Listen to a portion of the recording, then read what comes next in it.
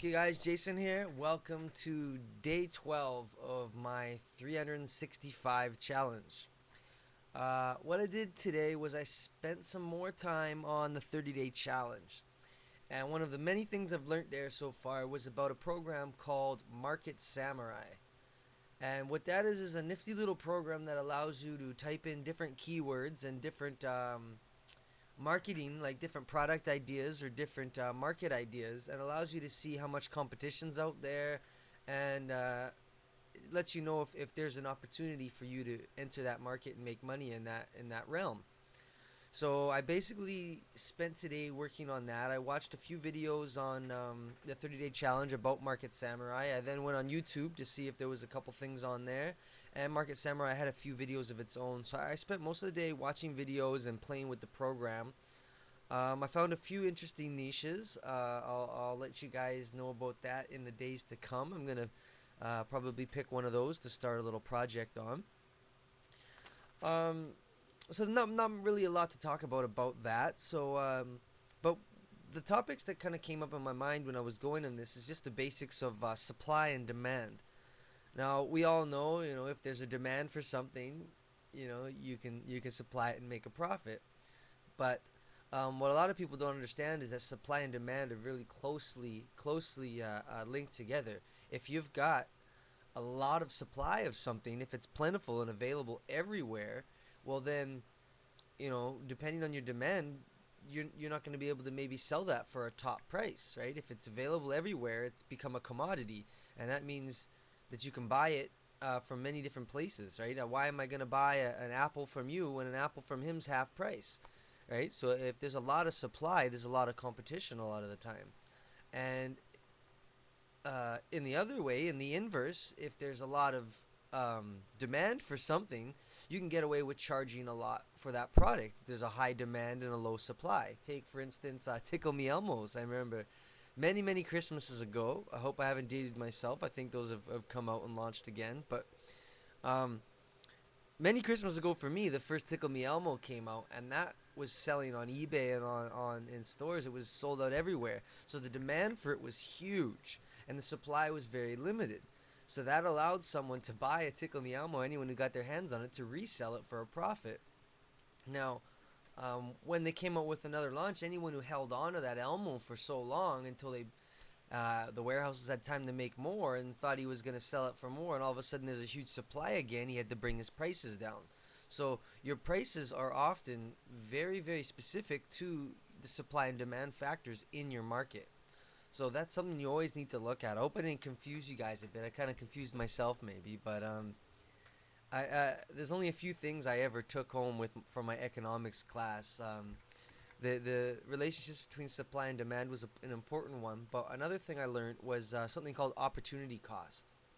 Now, if you want to know the test answer for that, just look up the definition for opportunity cost or open any economics textbook. But basically, what I learned about opportunity cost is that you have to factor in the outside and untraditional costs in doing something.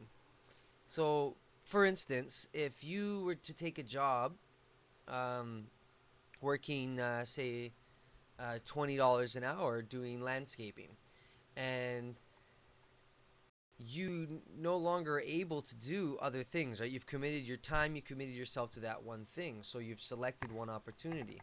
Now, a lot of the time, the cost related around that might not make sense to you. There could be things like other jobs that come up that now you can't take. Maybe a job pays $30 an hour, but you're already committed to your $20 an hour. That's one way of looking at the concept of opportunity cost. I bet you a lot of economic people will disagree with me on that because that's not probably what they have in the textbook, but that's how I understand it, anyways.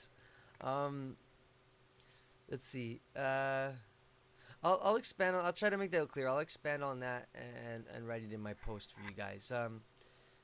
Another thing is people think that if there's competition out there, then they shouldn't do something, and that's definitely not true. A little bit of competition is healthy. I've met a man named George Moan several times. He's the owner of Blends Coffee, which is probably the second largest coffee company in BC, other than Starbucks, of course.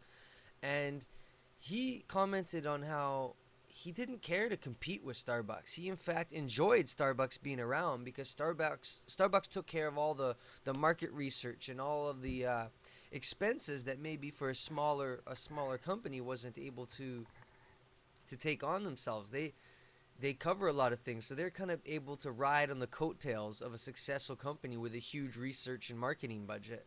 And that was something that Georgia mentioned was an actual benefit to them. Whereas you'd think Starbucks would be a huge problem for their business, it was actually a benefit, and the clients and customers that they have appreciated certain things that they offered that Starbucks maybe didn't. Um, Last, I wanted to mention a few things about different factors that you should think about when considering the demand for your product. I know everybody, when you create a product or service, you usually think everybody wants it, and that's probably how you should feel when you're that close and that attached to something you've worked on. But there's some things that a lot of people might not think of.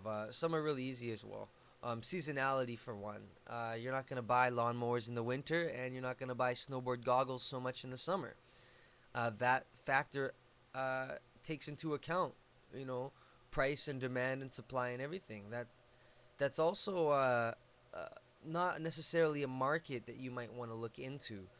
Personally, for myself, I'm not looking for a product that's going to have high peak periods and low peaks. I want consistency. I want something I can develop and grow over time that has a consistent demand just so I can monitor my progress better. Um, and maybe for yourself, it might be the reason that you want consistent income. I mean, that's another big thing. You don't want to have a big month and then slow months. It's sometimes that gets difficult when you're starting out. So I want something that's more consistent. Another thing is consumability. You want uh, not necessarily what you want, but it's very valuable in having products that get consumed and used up, like tissue paper and paper towels, food, gas. These are all things you have to purchase again and again and again. They run out, and you need them again to operate your vehicle, to operate different things. You need to keep purchasing these things. So when you've got a product that's consumable, you've got a return client, and that's very important a lot of the time. Another concept in supply and demand is also recurring sales. When you're looking at a product, you want to think, do you have something a lot like consumable, but is it recurring like a subscription service? Your cell phone, a magazine subscription. These are things that you buy into a contract and you agree to pay again and again. And that's kind of like a consumable product that someone has decided they're only going to buy from you. So you can forecast future sales based on someone's got a 5-year subscription or 2-year subscription. So that makes things a lot easier to expect, to decide how much you're going to sell and how much your expenses can be. It's really good in business planning. Um, I'm going to be looking for a recurring product that I can market, whether it's something I created myself or someone else's product that I can go out there and make sales, affiliate commissions on. Lastly, the thing I wanted to mention was shipping or acquisition. Sometimes we don't really think about how expensive something is to sell to somebody. For instance, hot tubs.